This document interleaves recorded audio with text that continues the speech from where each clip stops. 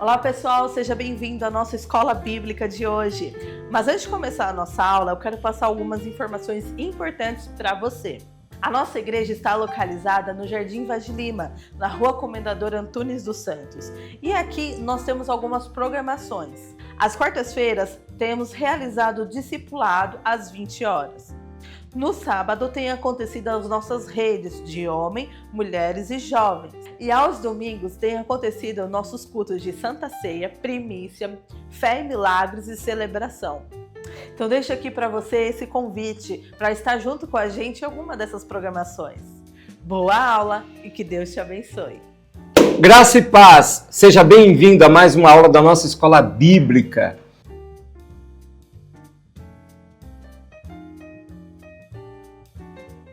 Hoje nós continuaremos falando sobre Cristo vive em mim.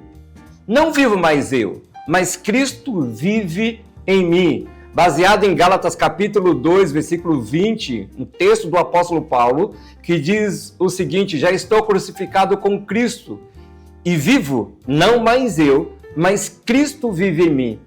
Isso significa que a velha natureza é substituída pela vida de Jesus, operando de dentro para fora. De dentro para fora. Não esqueça isso.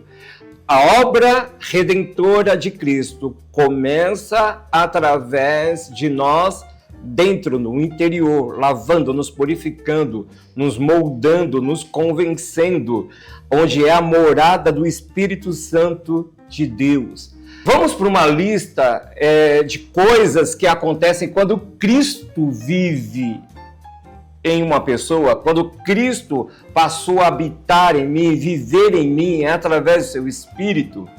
A primeira é transformação interior e vida nova. Uma transformação interior, uma água que me lava, me purifica, que me restaura, que me liberta de todo e qualquer pecado que eu tenha cometido antes e também depois dele, lógico.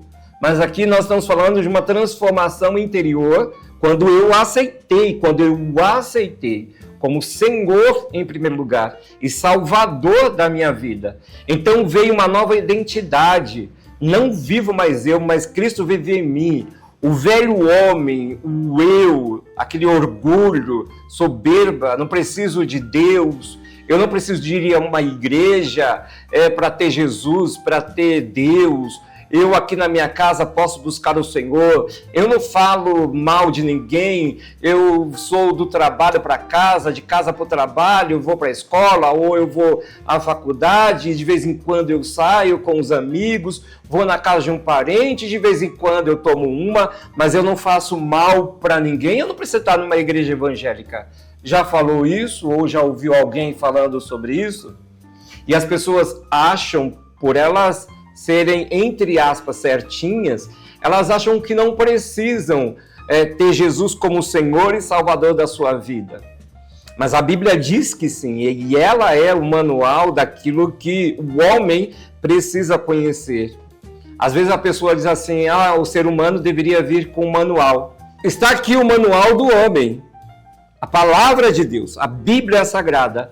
Ninguém nasce com ela, lógico, colado, mas Deus deixou neste mundo esse manual. Então é nele que nós somos consertados, é através dele que nós passamos a entender quem somos, porque existimos e para onde vamos.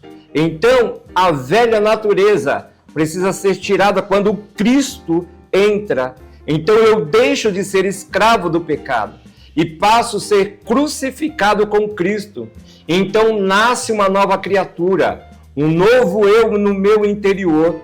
Em Efésios capítulo 4, versículo 22 ao 24, diz o seguinte: quanto à antiga maneira de viver, vocês foram ensinados a despir-se do velho homem, que se corrompe por desejos enganosos, a serem renovados no modo de pensar e a revestir-se do novo homem, criado para ser semelhante a Deus em justiça e em santidade provenientes da verdade. Então a minha velha natureza sai, a nova natureza em Cristo Jesus entra e eu começo a sofrer uma transformação, uma restauração para ser semelhante a Deus, para viver aqui nessa terra cumprindo os seus propósitos, andando em santidade, separação, em verdade, sendo convencido, é claro, pelo Espírito de Deus. Essa é a primeira coisa. Transformação no meu interior, no seu interior. Se eu digo que Cristo vive em mim, não vivo mais eu, mas Cristo vive em mim, então eu tenho que já ter sofrido uma transformação. Existem aquelas pessoas que estão dentro de uma igreja, mas não foram transformadas. Aquelas que dizem assim, não pise no meu pé, eu sou crente, mas não sou bobo. Eu não levo desaforo para casa. Já falou alguma coisa nesse sentido? Ou já viu alguém falando, arrumando uma confusão, briga? Hoje em dia nós vemos aí, né? As redes sociais estão aí mostrando tudo. Então nós vemos pastores brigando com membros, com obreiros dentro das igrejas por causa de tantas coisas. E aí eu me pergunto, será que Cristo de fato vive em nós? Lembra da aula passada da igreja, as igrejas do Apocalipse? Que Cristo enviou uma carta para elas e elas diziam, não, Cristo vive em nós, nós estamos em Cristo. E Jesus fazendo um apontamento para cada igreja, naquilo que eles precisavam corrigir, se arrepender. O segundo passo, se Cristo vive em mim, o passado ele é apagado. A culpa e a velha conduta são removidas, dando lugar a uma vida oculta com Cristo em Deus. 2 Coríntios capítulo 5, versículo 17 diz o seguinte: portanto, se alguém está em Cristo, é nova criação, é nova criatura. Se alguém está em Cristo e se Cristo está em mim, se Cristo vive em mim, é uma nova criatura. As coisas antigas, velhas, já passaram. Eis que surgiram coisas novas. Eis que tudo se fez novo. E o que significa isso? Não está falando do seu carro, não está falando da sua casa, não está falando, eis que tudo se fez novo do seu armário, guarda-roupa, da sua cama. Eis que tudo se fez novo dentro de você. Entendimento, sabedoria do alto, você recebendo para viver aqui nessa terra segundo os propósitos de Deus para a sua vida. Manifestando Cristo. Então, o passado é apagado, tudo que você cometeu, tudo que nós cometemos antes de Cristo, quando nós o aceitamos, nós somos limpos, restaurados pelo sangue de Jesus. O nosso nome vai para o livro da vida. Agora nós somos reconhecidos como uma vida nova em Cristo Jesus. Então partimos para a água do batismo, fazemos a nossa confissão de fé publicamente diante de Deus e dos homens. Vamos nos rendendo a Cristo, por quê? Porque somos agora uma nova criatura. A terceira coisa que deve acontecer quando Cristo de fato está em mim e eu nele, é uma mudança de vontades. Porque não vivo mais eu, mas Cristo vive em mim. Então agora, quais são os teus propósitos? Agora, quais são os teus planos para a minha vida, para essa nova jornada, para essa nova caminhada contigo? Como é que tudo isso acontece, Senhor? Então, lógico que a palavra do Senhor nos ensina, e Deus sempre tem algum pastor, algum líder, discipulador, para nos ajudar nessa caminhada. Mudança de vontades. Os desejos pessoais e egoístas passam a ser substituídos pelos planos e propósitos de Deus.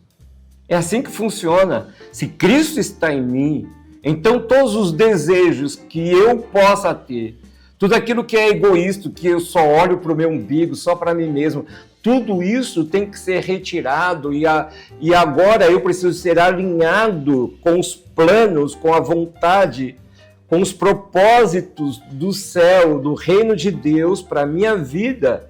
E então eu posso dizer, Cristo vive em mim. Em Gálatas capítulo 5, versículo 24, diz o seguinte: os que pertencem a Cristo Jesus crucificaram a carne com as suas paixões e os seus desejos. Se eu estou crucificado com Cristo, a minha carne tem que estar crucificada com Cristo Jesus.